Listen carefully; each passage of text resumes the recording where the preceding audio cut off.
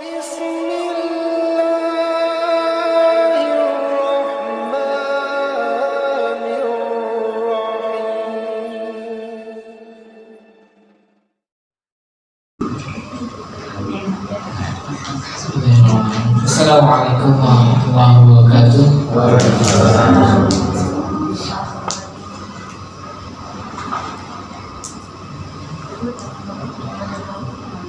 A'udzu billahi minasy syaithanir rajim. Bismillahirrahmanirrahim. Wasari'u ila maghfiratin min rabbikum wa jannatin 'arduhas samawati wal ardh u'iddat lil muttaqin alladzina yunfiquna fis sarra'i wad-dharra'i wal kadhimina al-ghayza wal 'afina 'anil nas wallahu yuhibbul muhsinin. والذين إذا فعلوا فاحشة أو ظلموا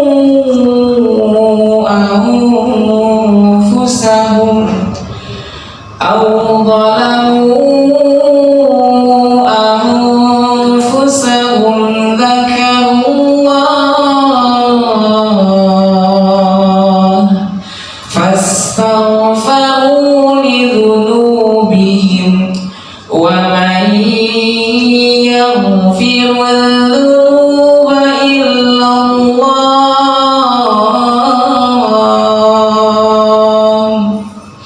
ومن يغفر الذنوب إلا الله ولم يصروا على ما فعلوا وهم يعلمون.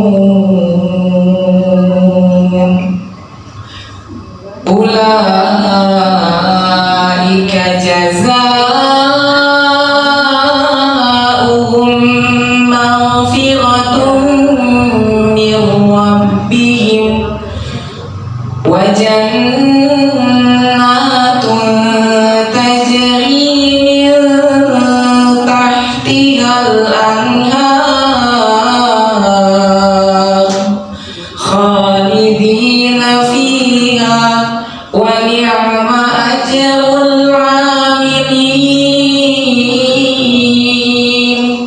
قد خلت من قبلكم سنن فسيروا في الأرض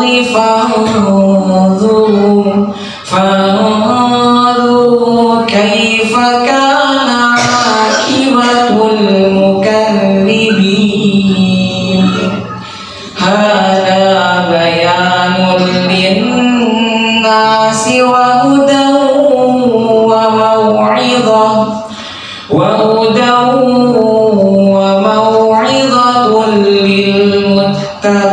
للمتقين. ولا تهنوا ولا تحزنوا وأنتم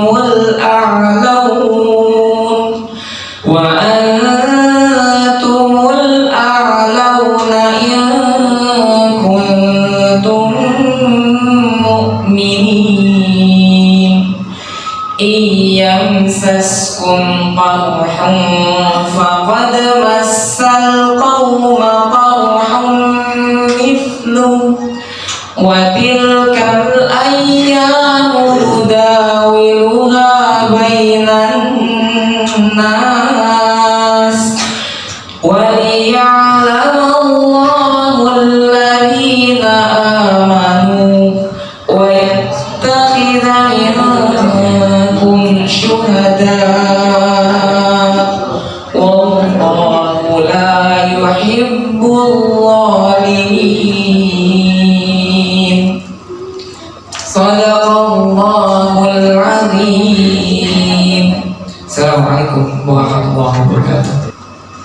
Bismillahirrahmanirrahim. Assalamualaikum warahmatullahi wabarakatuh. Alhamdulillah alladzi arsala rasulahu bil huda wa dinil haqq liyudhhirahu 'ala dini kulli wa kafa billahi syahida. Asyhadu an la ilaha illallah wahdahu la syarikalah wa asyhadu anna Muhammadan abduhu wa rasuluh. Allahumma salli wa sallim wa barik ala Muhammadin wa ala alihi wa ashabihi wa mawalah. Subhanaka la ilma lana illa ma 'allamtana innaka antal alimul hakim. Allahumma anfa'na bima 'allamtana wa 'allimna ma yanfa'una wa zidna ilman.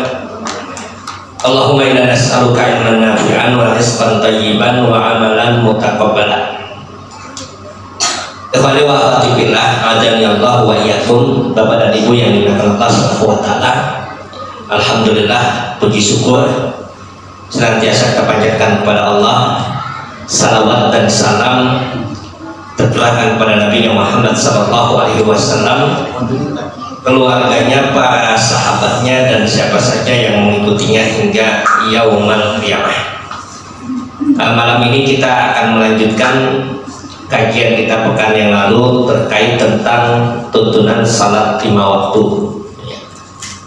Pada kajian yang lalu, dalam tuntunan salat 5 waktu sudah kita ketahui, pertama ini adalah hasil dari Munas Taqi yang ke-29, lalu kemudian ditanfid untuk dilaksanakan.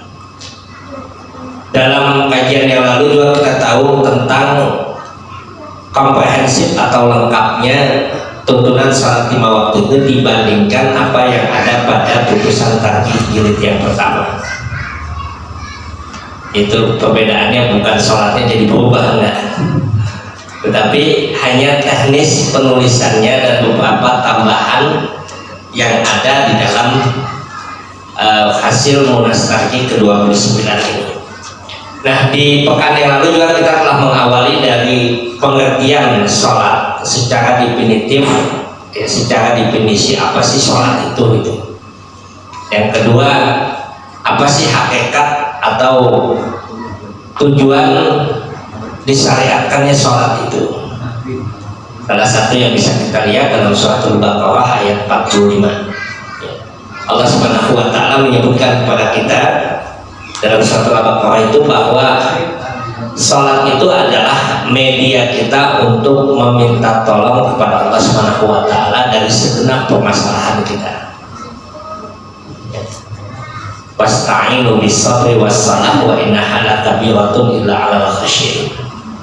Dalam surat Fatimah. Jadi media untuk kita berkomunikasi dengan Allah Subhanahu wa taala. Ini hakikat daripada ibadah sholat. Lalu kemudian dilanjutkan dengan dasar hukum ya, atau dalil-dalil yang berkaitan tentang sholat kepada bahasan yang lalu. Kemudian juga kita membahas tentang persiapan untuk sholat. Ada 4 poin yang kita kaji, bahwa bagi mereka yang sholat itu mesti mempersiapkan 4 hal. Ya, yang pertama terkait dengan apa? Terkait dengan dukhulul waqt, masuknya waktu sholat. Yang kedua, situl awwah, harus menutup aurat. Yang ketiga, yang berkaitan tentang persiapan untuk sholat ini, yang ketiga adalah bersihnya badan, pakaian, dan tempat dari najis. Dan yang keempat adalah suci dari hadas kecil dan hadas besar. Nah, ini persiapan sholat. Yang kalau dalam jilid yang pertama ini dimasukkan dalam terpisah sendiri dalam kitab Thaharah. Pembahasannya itu sistematikanya begitu kalau di jilid yang pertama dalam himpunan pesantren Taqi. Tetapi dalam jilid kedua atau jilid ketiga ini lebih disatukan, dikomprehensifkan dalam satu bahasan tentang tuntunan sholat. Itu perbedaannya. Nah, baru kemudian kita masuk pada tata cara sholat. putusan tarjih yang ketiga ini, maka dibuat beberapa poin-poin yang dilakukan dalam ibadah sholat. Kemarin kita selalu definisi sholat itu kan ada aqwalun wa af'alun, ada ucapan, ada perkataan, ada perbuatan, gerakan. Diawali dengan takbir, diakhiri dengan salam. Maka dalam tuntunan salat 5 waktu ini dibuat uraian di setiap gerakan dan bacaan sholat. Ada uraian dan penjelasannya. Dan apabila dalam permasalahan gerakan atau bacaan sholat itu ada permasalahan fikih yang berkembang, maka dimasukkan dalam bahasan tersebut. Jadi itu sistematikanya, agar kita nanti ketika kita melihat himpunan putusan tarjih itu kita bisa memahami apa yang diinginkan dari tulisan ini. Jadi cara penulisannya seperti itu. Jadi per poin atau per setiap gerakan dan bacaan sholat itu maka dituliskan. Lalu kemudian apabila ada permasalahan fikih yang berkembang atau muskilat dalam masalah fikihnya, maka kemudian dituliskan apa nih masalahnya yang berkembang. Nah itu sistematikanya. Yang pertama dalam uraian tata cara sholat ini adalah dituliskan kepada kita tuntunan berdiri tegak atau berdiri tegak menghadap kiblat dan berniat ikhlas karena Allah. Jadi setelah melakukan persiapan, apa yang kita lakukan? Berdiri tegak menghadap kiblat dan kemudian berniat ikhlas karena Allah Subhanahu wa Ta'ala untuk menegakkan sholat. Pada poin ini ada beberapa hal yang penting. Yang pertama, menghadap kiblat. Jadi ini poinnya sangat penting. Pada poin berdiri tegak ini menghadap kiblat, poin yang sangat penting menghadap kiblat ini bahwa salat itu diharuskan menghadap ke arah kiblat, yaitu ke arah Masjidil Haram. Masjidil Haram itu artinya masjid yang dimuliakan. Haram itu artinya mulia. Kenapa orang yang pakai pakaian ihram disebut muhrim? Karena memakai pakaian kemuliaan. Ada yang dijaga dalam pantangan-pantangannya. Kenapa orang yang tidak boleh dinikahi disebut dengan mahram? Karena dimuliakan. Itu mahram.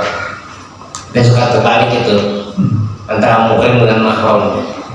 Bukan muhrim. Ya bukan muhrim loh, kita nggak pakai pakaian ihram. Jadi bukan muhrim, itu beda. Jadi haram itu artinya dimuliakan. Jadi kalau yang bukan mahram berarti wanita yang dimuliakan dalam Islam sehingga tidak boleh dinikahi, seperti ibu, saudara-saudara dan sebagainya. Itu yang dimuliakan. Nah ini menghadap kiblat, menghadapkan wajah ke arah Masjidil Haram. Ini didasarkan firman Allah Subhanahu wa Ta'ala dalam suratul Baqarah. Ya, dalam suratul Baqarah surat yang kedua, juz yang kedua, mulai dari ayat yang pertama dari juz kedua. Saya qulu subhanahu minan nasi ma wallahu an qiblatihim allati terus sampai kemudian Allah sebutkan qad nara taqalluba wajhika fis sama fawaluhan falan waliyannaka qiblatan tardaha fawalli wajhaka satral masjidil haram. Allah sebutkan, kata Allah Subhanahu wa Ta'ala, qad nara taqalluba wajhik, wahai Muhammad, kamu kelihatan kalau sholat itu taqalluba wajhika fis sama, membolak-balikan pandanganmu ke langit. Itu Allah tegur itu. Yang suka lihat ke atas dan memperhatikan ornamen masjidnya bagus. Ya. Kalau yang kemarin salat ke Masjid Kubah itu ya, dan salatnya mematikan masjid itu ya masjid bagus kan dari masjid.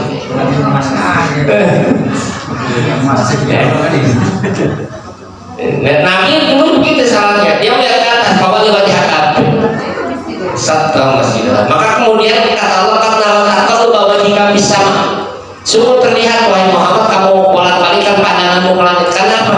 Karena ada harapan keinginan Nabi SAW agar kiblat itu yang awal sholat kiblat itu menghadap Masjidil Aqsa bisa berbalik ke Masjidil Haram. Nabi kepengen dulu jangan Masjidil Aqsa, Masjidil Haram saja. Dan itu diketahui oleh Allah SWT. Maka kemudian turunkan ayat ini. Lalu kemudian para wali yang nak kiblatan tardah fawalli wajhaka syatral Masjidil Haram. Maka saat ini hadapkanlah wajahmu ke arah Masjidil Haram. Nanti dalam tafsir Surat Al-Baqarah ayat 144 ini diturunkan, sebagai ahli tafsir menyebutkan pada waktu asar, sebagai lagi menyebutkan pada waktu subuh terjadinya peristiwa itu. Maka kemudian terjadilah Nabi memalingkan arahnya menghadap Masjidil Haram. Dan nanti maka ketika sholat disitulah kemudian ada yang dikenal dengan Masjid Kiblatain, Masjid dua kiblat, karena terjadi peristiwa itu waktu itu, peristiwa pemalingan. Ini nanti yang haji dan umroh mungkin sudah pernah Masjid dua kiblat itu, Kiblatain itu, karena memang terjadi peristiwa itu, maka disebut dengan Kiblatain gitu. Pemalingan ke arah kiblat, pemalingan kiblat itu ke arah Masjidil Haram. Itu ada dalam Surat Al-Baqarah ayat 144. Nah ini hukum asal, orang yang sholat dia harus berdiri tegak menghadap ke arah kiblat. Dalam hadisnya Nabi SAW menyebutkan kepada kita, disebutkan dalam riwayat Imam Ahmad, kalau Nabi SAW lil musii bis salat, Nabi bersabda kepada orang yang sholatnya salah. Nabi bersabda kepada orang yang sholatnya salah, idza aradta an tusalliya, kata Nabi, kalau kamu ingin sholat fatawaddo fa'ahsinhu, maka berwudulah dan perbaguskanlah wudumu, summa istaqbalal kiblat, lalu kemudian hadapkan wajahmu ke arah kiblat, summa kabir, kemudian bertakbir. Ini dasar Al-Quran dan dasar hadis yang memerintahkan kepada kita sholat itu harus menghadap kiblat. Sholat itu harus menghadap kiblat. Permasalahan yang muncul kemudian fikihnya, bagaimana orang yang ada dalam perjalanan kapal laut, bagaimana orang yang berada dalam perjalanan pesawat, kereta api, bis. Dulu zaman Nabi kan ada bis, gojek kan, ya, gokar. Bagaimana ya kondisi-kondisi seperti itu? Itu permasalahan fikih yang berkembang. Maka dalam tuntunan pagi ini disebutkan, bagi mereka yang menghadap yang mereka sholat dalam keadaan naik kapal laut dan hendak sholat, maka yang harus dia lakukan jika arah kiblat diketahui, maka menghadapkan wajahnya ke arah kiblat ketika dia mengawali sholat. Ya, dia tahu arah kiblatnya. Jangan lihat arah kapal nanti bingung, bolak-balik ikutin arah kapal ya. Oh ini kapal kiblatnya, apa kapalnya belok ke kanan, kiblatnya di belakang lagi, nggak bisa. Kalau dia berada di kapal, maka cukup dia bertakbir. Kalau dia tahu arah kiblat pada saat itu, maka dia bertakbir ke arah kiblat. Nah kalau dia tidak tahu, sudah hadapkan saja wajahnya ke arah mana saja, karena dia tidak tahu. Bagi orang yang berada di kapal laut, berbeda nanti dengan orang yang berada di pesawat atau di kereta atau mungkin di bis. Nggak usah dia nyari arah kiblat, ikuti saja arah kendaraannya, di mana dia duduk. Beberapa kali kami kami naik kereta itu ada orang yang menyusahkan dirinya nyari arah kiblat juga tetap. Bingung juga nyari arah kiblat dulu di kereta bagaimana? Berarti sebelah mana ya? Saya nggak tahu kiblatnya sebelah mana. Ini karena yang dituntutkan cukup kita menghadap ke arah mana kendaraan itu menghadap, tanpa kita harus mencari arah kiblat. Jadi sholat yang di atas kendaraan seperti kereta, ya, kapal, pesawat ya, pesawat itu, maka dia cukup menghadap kemana saat itu berjalan, tidak perlu memaksakan dirinya untuk mencari arah kiblat dan memaksakan dirinya untuk berdiri. Ini kalau di kereta ada yang sholat sambil berdiri tetap. Mencari tempat sholat untuk berdiri. Dasar hadisnya itu diantaranya dinukilkan dalam riwayat yang banyak. Ini ada beberapa yang disebutkan, tapi saya bacakan satu saja. Rawahu Muslim an Ibnu Umar annahu qala kana Rasulullah sallallahu alaihi wasallam yusalli ala rahilatihi haitsu ma tawajjah bi. Dari Imam Muslim disebutkan dalam kitabnya dari Abdullah ibnu Umar radhiyallahu anha, ia mengatakan Rasulullah salat di atas kendaraan. Kendaraan Rasulullah kontak, nggak ada ALS itu. Ya. Jadi kontak menghadap ke arah mana saja kendaraan itu menghadap, lalu bertakbir. Jadi kendaraan itu menghadap kemana saja menghadap, maka dia bertakbir. Tidak perlu menghalanya untuk menghadapkan arah kiblat. Padahal kalau onta kan memungkinkan, ya, tinggal tali kekangnya ataupun dibalikan itu harus Nabi bertakbir. Tapi Nabi tidak. Kemana saja arah kendaraan itu menghadap, beliau bertakbir. Nah ini bagi siapa? Bagi yang kondisinya tidak memungkinkan untuk dia bisa menghadap arah kiblat, sudah selesai. Kalau dia bisa, dia usahakan untuk menghadap arah kiblat. Seperti mereka yang berada di kapal laut tadi, dicari mudahkan betul di selatan. Tapi kalau dia tidak bisa, sudah jangan dipaksa. Ayat yang menyebutkan tentang ini juga ada dalam surat Al-Baqarah tadi, ya, tentang pemindahan kiblat. Ya. Di dalam ayat surat Al-Baqarah ayat 115 Allah sebutkan kepada kita, walillahil masyriq wal maghrib fa aynama tuwallu fasamma wajhullah.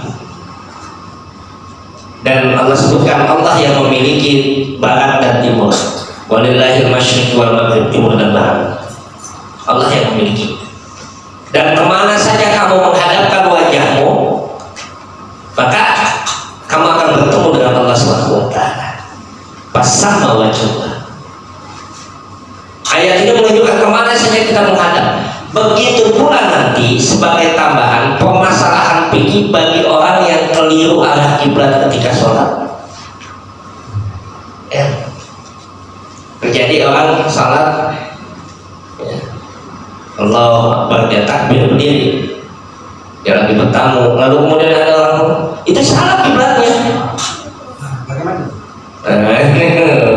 Maka kalau dia tahu salahnya, nggak usah batalkan. Bagi orang yang melihat cukup palingkan saja orang yang sholat tadi itu ke arah kiblatnya. Misalnya nih, jadi putarkan aja dia. Ya nggak usah batalin sholatnya. Apalagi sampai dari sholat mana gitu, udah batal udah. Jadi cukup orang yang sholat dia tahu, misalkan dia bertamu rumah kita lalu kemudian arah kiblatnya keliru, maka kita yang tahu dia udah sholat, jangan dia balikan aja, ini salah nih, balikan. Sebagaimana hadis Abdullah ibnu Abbas nanti ketika keliru dalam sholat itu ditarik tangannya oleh Nabi SAW. Oleh itu dibetulkan di musola ibu-ibu dari mana ibu-ibu salah tuh sama ibu-ibu ya. Salah belok kanan dikit ya. di musola Jadi kalau ada ibu-ibu yang salah gimana kita? Nggak mungkin kita muterin gitu ya. Gimana caranya? Sudah kalau ibu salah kiblatnya belok kanan sedikit, 2 langkah balik kanan.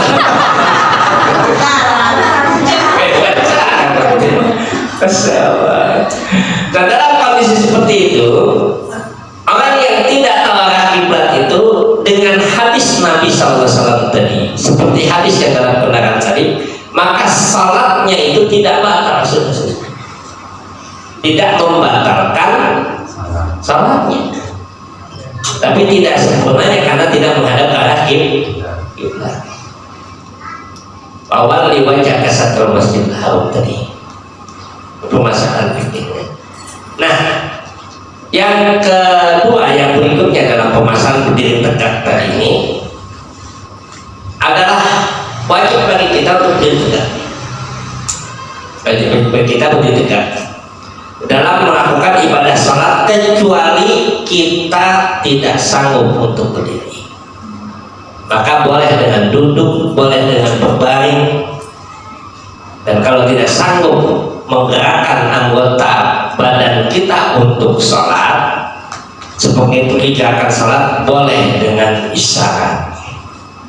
Berbentukan kita dengan berdiri tegak tadi, tidak ada halangan, berdiri saja. Ini disebutkan dalam hadis Nabi SAW tentang orang yang punya penyakit wasir. Di masa Nabi penyakit wasir itu sudah ada, itu yang disebutkan. Ani bin Ibrahim bin Husain radhiyallahu anhu qala kana bi bawasir fasa'altu Nabi sallallahu alaihi wasallam anis salati faqala shalli qa'iman fa in lam tastati fa qa'idan fa in lam tastati fa ala janbin, rawahu Bukhari. Diceritakan dari Imran bin Husain, ia mengatakan, adalah saya mempunyai penyakit wasir. Kalau penyakit wasir ini agak sulit dia untuk ngapain? Duduk ya, sakit. Maka kata Nabi SAW, bagaimana tentang sholat saya? Maka kata Nabi, sholat dalam kondisi sakit itu, sholat kamu dalam keadaan berdiri, tetap dalam keadaan berdiri. Kalau tidak sanggup dengan duduk, kalau duduk kesulitan merasakan sakit, silakan boleh berbaring. Boleh berbaring. Nah, bagaimana praktek sholat duduk tadi dan bagaimana praktek sholat berbaring ini? Ini permasalahan fikih yang harus diketahui secara detail, secara pasti. Karena sholat itu bukan perkiraan kayaknya begini ya. Tapi bagaimana perintah duduk dan berdiri tadi, atau dalam perintah berbaring tadi, bagaimana prakteknya? Kalau berdiri sudah jelas bahwa ketika berdiri itu seluruh anggota badan kita, tubuh kita menghadap ke arah kiblat dan kondisi berdiri ini. Termasuk juga tapak kaki kita jangan dimencongkan begini, tetapi diarahkan ke arah kiblat ketika dalam keadaan sholat. Maka nanti kalau posisinya berjamaah itu dengan posisi kaki yang menghadap ke arah kiblat, tidak mencong ke kanan itu, karena biasa banyak yang saya lihat seperti ini ya, kakinya itu maka diluruskan. Ini akan meluruskan soft dengan ukuran bahunya, dan tapak kaki itu tetap itu diusahakan seorang. Nah, bagaimana dengan duduk atau berbaring? Maka disebutkan orang yang tidak bisa dia untuk berdiri, maka dia lakukannya dengan duduk. Bagaimana dengan duduknya tadi itu? Dilakukan sesuai dengan hadis tadi, bahwa lakukan salat dengan duduk, tidak ada penjelasan bagaimana duduknya. Nabi tidak menjelaskan secara rinci itu. Apakah duduknya nyender ya? Apakah duduknya bersila? Apakah duduknya bersimpuh ya? Apa duduk? Tidak ada di penjelasan yang menyebutkan praktek bagaimana duduknya itu. Nah, kalau seperti ini Nabi hanya menyuruh duduk, maka praktis duduk dalam sholat duduk tadi itu lebih terbuka prakteknya dan lebih bebas sesuai dengan keadaan dan kondisi. Bagi orang yang mungkin pakai bangku seperti ini ya dia sudah duduk, jangan paksa. Bagi orang yang tidak pakai bangku misalkan boleh dia bersila duduk, atau boleh dia bersimpuh, atau kalau dia sanggup boleh seperti tasawuf awal misalkan tasawuf akhir, silakan ya. Lalu nanti orang yang duduk itu, ini hikmah syariatnya, orang yang dia sholat duduk ada kalanya kalau dia sholat duduknya sila dengkulnya sakit ya, nggak bisa salah dengan dia sebelah sakit misalnya, bagaimana? Maka disesuaikan kondisinya sesuai dengan kondisi keadaan, dan inilah hikmah kenapa Nabi tidak menyebutkan praktek duduknya secara rinci. Begitu pula dengan berbaring. Bagaimana orang yang dia praktek sholat berbaringnya? Apakah berbaringnya dalam keadaan terlentang? Apakah berbaringnya terbuat? Terlentang seperti terbuat seperti ini gitu ya? Ataukah dalam keadaan ala janbi, yaitu menghadapkan wajahnya ke arah kiblat? Juga tidak disebutkan secara rinci dalam beberapa hadis, hanya dikatakan bahwasanya dalam keadaan berbaring di miring wajah menghadap kiblat itu lebih disukai. Jadi miring dengan lambung kanan, bertelekan pada lambung kanan, kepalanya itu menghadapkan ke arah kiblat. Dalam sholat dia berbaring dalam kondisi sakit dan sebagainya. Tapi kalau misalkan nggak memungkinkan, ada luka dan sebagainya, ya sudah dia terlentang saja. Takbir mengangkat tangan, rukunya bagaimana, sujudnya bagaimana, bisa dengan isyarat kepala. Kalau dia sanggup kepalanya bisa digerakkan. Kalau tidak sanggup juga kepalanya digerakkan, bisa dengan isyarat tangannya. Cukup ketika dia bertakbir dengan Allahu Akbar, dia takbir buat angkat tangan, takbiratul ihram. Kemudian dia takbir untuk ruku, misalkan. Maka dia takbir Allahu Akbar, maka dia letakkan tangan itu di dengkulnya atau sikutnya. Kemudian dia bangkit dari bersami Allah liman hamidah, dia lepaskan pegangan tadi. Ini namanya mengisyaratkan dia ruku dan sujud dalam salat berbaring tadi. Dan itu kemudahan. Kalau nggak bisa gerak-gerakin juga ya tinggal disolatin. Artinya sudah menghabisinya bergerak gitu kan. Ya, tinggal disolatin nanti. Kalau masih bergerak ya sudah dia bisa gerakkan. Kalau misalkan tangannya tidak bisa digerakkan, bagaimana? Bisa dengan isyarat kedipan mata. Kalau tidak bisa sudah, yang penting dia bisa melakukan ibadah sholat. Bagaimana caranya? Maka bacaan sholat itu tetap dia baca sesuai dengan kemampuan yang ada. Nah ini dalam perkara berdiri tadi permasalahan fikih yang muncul itu. Termasuk juga dalam berdiri yang disebutkan tadi, pada poin berikutnya disebutkan adalah disertai dengan niat. Kita tahu bahwa yang dimaksudkan niat itu apa artinya? Yang dimaksudkan dengan niat itu menyengaja, bahasa kita itu menyengaja melakukan sesuatu. Dalam bahasa fikihnya itu qasdu sayyin muqtarinan bil fi'li. Saya akan pakai ini agar kita lebih mengetahui kata niat itu. Niat, karena nanti niat ini wajib dalam setiap amal. Ini wajib hukumnya. Dalam setiap aktivitas itu wajib dengan niat. Ya. Wajib dengan niat. Niat ini nanti yang juga akan menentukan berpahala atau tidak yang kita lakukan itu, atau tidak. Itu ketika berkaitan dengan niat. Niat ini yang juga menentukan apakah dia amalan itu menjadi amal soleh atau tidak. Jadi sangat fatal Nah, niat itu berbeda nanti dengan sekedar lintasan hati atau keinginan yang tiba-tiba muncul. Maka niat ini nanti disebutkan oleh para ulama, an-niyatu tahtadu binal amal, bahwa niat itu membutuhkan kesengajaan. Artinya ada kesadaran. Kalau nggak ada kesengajaan, nggak niat, sholatnya nggak sah. Saya sholat tuh.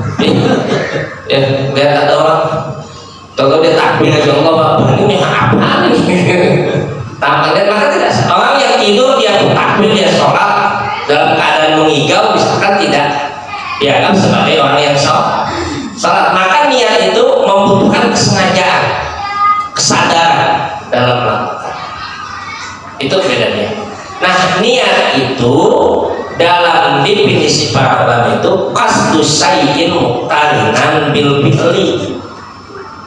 Tujuan sesuatu sesuai dengan apa yang dia lakukan.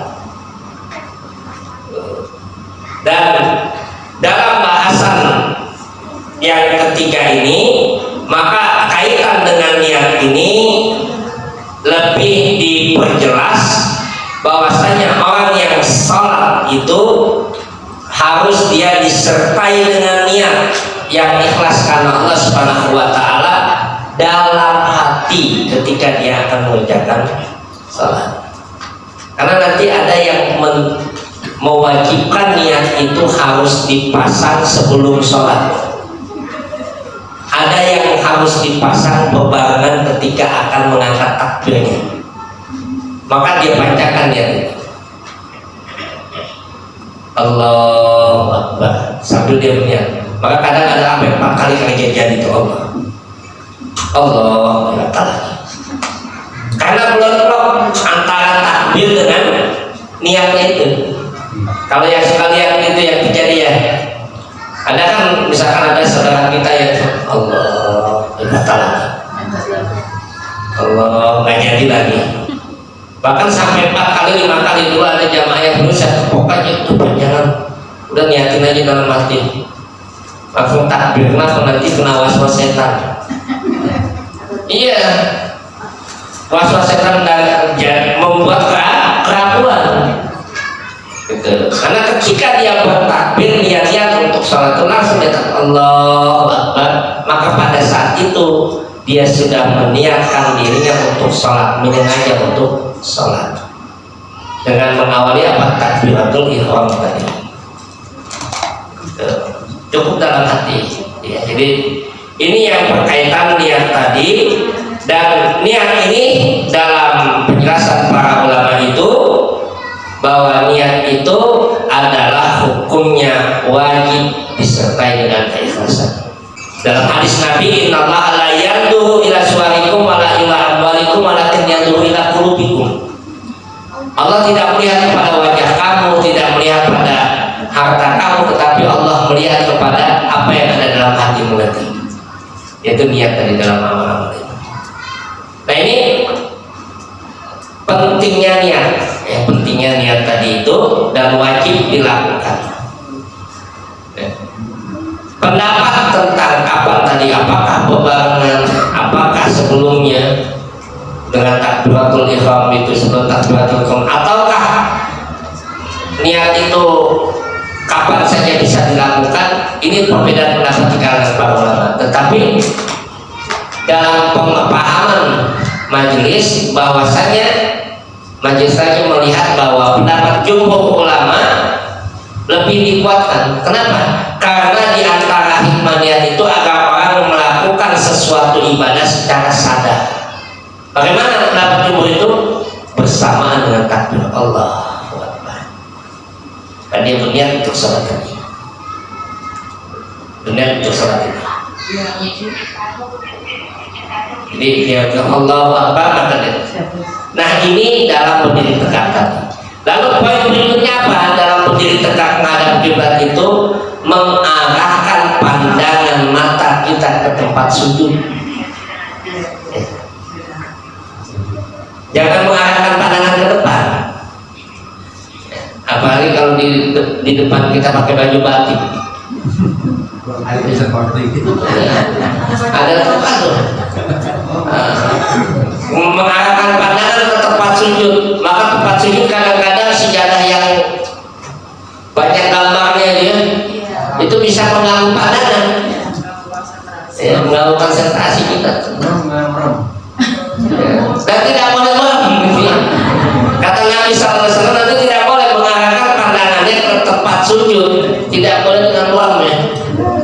Jadi kalau misalkan kita sholat, itulah kenapa nanti hadis-hadis tentang gambar itu, kan ini yang ditanyakan oleh teman-teman anak muda, saya menanyakan bagaimana pandangan Muhammadiyah tentang hukum gambar makhluk bernyawa itu, ya kan?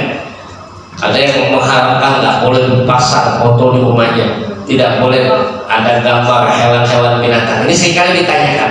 Nanti kalau Muhammadiyah melihat bahwa hadis-hadis tentang larangan itu berkaitan dengan ketika Nabi sholat itu. Jadi ketika Nabi sholat itu, satu kali ada gambar di hadapan Nabi, gordeng yang bergambar makhluk hidup, yaitu burung. Lalu kemudian Nabi mengatakan kepada Aisyah, ya Aisyah, angkat itu, buang itu. Kenapa? Kata Nabi SAW, malaikat tidak masuk kepada rumah yang di dalamnya ada gambar makhluk hidup. Kenapa? Karena mengganggu konsentrasi sholat, dan itu Nabi ucapkan ketika Nabi akan sholat.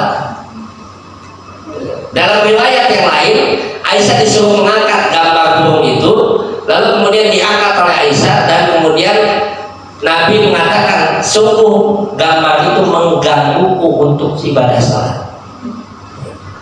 Jadi bukan konteks haramnya gambar itu dipajang, tapi berkaitan dengan sholat. Itu yang dipahami oleh Muhammadiyah. Nah setelah itu apa yang dilakukan Aisyah? Setelah diangkatnya gambar itu, maka Aisyah kemudian menjadikan gambar itu sebagai sarung bantalnya. Kalau itu haram, tentu dirobek-robek oleh Aisyah atau dibakar. Tapi itu dijadikan sarung bantal oleh Aisyah, dan itu yang dipahami oleh Muhammadiyah berkaitan tentang larangan gambar yang kemarin itu banyak kan teman-teman yang menanyakan itu. Apa hukum gambar supaya nggak boleh, tidak, malaikat nggak masuk katanya. Ya, yang berkaitan kenapa? Karena di situ terganggunya orang untuk ibadah. Terganggunya orang untuk beribadah sehingga merusak konsentrasinya dalam ibadah tadi. Itu yang dipahami oleh hadis-hadis Nabi. Maka ini nanti namanya metodenya istiqo' maknawi, yaitu pembacaan secara makna, secara utuh. Jadi membaca hadis itu dari teksnya dan maknanya secara utuh. Itu disebut dengan istiqo'. Nanti dalam ilmu fikih itu bagaimana kita membaca. Jadi membaca hadis itu tidak hanya sekedar kita baca hadis, kita tidak hanya sekedar baca ayat, tapi ada kaidah-kaidahnya dalam membaca tadi. Nah ini mengarahkan pandangan ke tempat sujud saat berdiri tadi. Dan tidak boleh menghadapkan wajahnya ke langit, tidak boleh memejamkan matanya. Itu dimakruhkan gitu. Ya. Jadi dengan menundukkan pandangan saja sudah menghadapkan tempat sujud. Maka yang terbaik itu ya sejadah atau itu polos sudah. Yang terbaik. Maka biasanya kan yang begini-begini itu buat batas kakinya. Ya. Yang terbaik itu polos, bahkan karpet sekarang ini di masjid itu sudah yang ukurannya agak lebih panjang. Ya kan? Karena ini untuk kenyamanan dalam ibadah sholat. Kalau dulu karpet itu banyak ukiran-ukirannya itu, ya, banyak garis-garisnya yang dari Turki itu ya, ornamen-ornamen sangat banyak itu di perhiasan, sehingga kita kadang-kadang terganggu dengan gambar-gambar tersebut. Kenapa? Karena pandangan dalam sholat itu diarahkan ke tempat sujud. Ya. Kecuali nanti pada poin yang berikutnya nanti itu adalah ketika mengisyaratkan jari telunjuk, maka disunahkan untuk menghadapkan wajah atau pandangan ke jari telunjuk. Tidak lagi melihat tempat sujud, tapi ke arah jari telunjuk. Ya dalam hadis berikutnya. Nah ini poin yang pertama ya, berkaitan tentang sholat ya. Dan memang masih banyak bahasan-bahasannya tentang sholat nanti itu, mudah-mudahan kita bisa kaji walaupun sedikit demi sedikit ya. Silakan nanti kalau ada yang ditanyakan dipersilakan, baik terkait tentang ini ataupun terkait tentang sholat dan gerakan yang lainnya dari ibadah sholat ya. Nasrullah wa fathul qarib wa basyiril mu'minin. Wassalamualaikum warahmatullahi wabarakatuh.